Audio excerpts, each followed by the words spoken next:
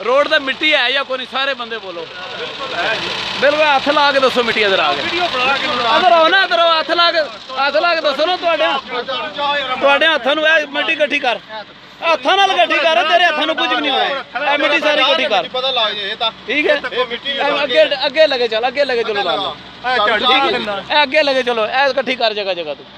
ए सारी इकट्ठी कर ए आने ने बई मैं धमकी तो मैनू नहीं चंगी लगनी ठीक है सफाई करवा ले अच्छी तरह करवा के फिर करवाएं तो कोई अगे चलो अगे सारी चल के दसोगे नाल ठीक है अगे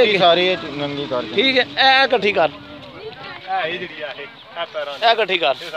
ए मिट्टी हत्थां नाल चा कुछ भी नहीं होना है मिट्टी है सारी ठीक है अगे लगे चलो ठीक है अगे चलो चलो चलो दसो जी जिधर जिधर मिट्टी पे भी है दसो सारी ठीक है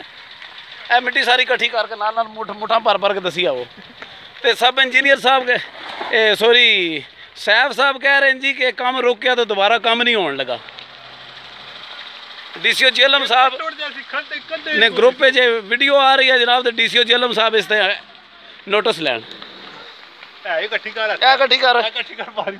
सारी ना ये प्रेम मारी ने ना कुछ ना कख से सीधी सीधी असफाल्ट बस जी जी सारी मिट्टी इकट्ठी दो हत्थां नाल चाक सट दोवां नाल अगे लगा अगर पूरी सारी रोड दे आया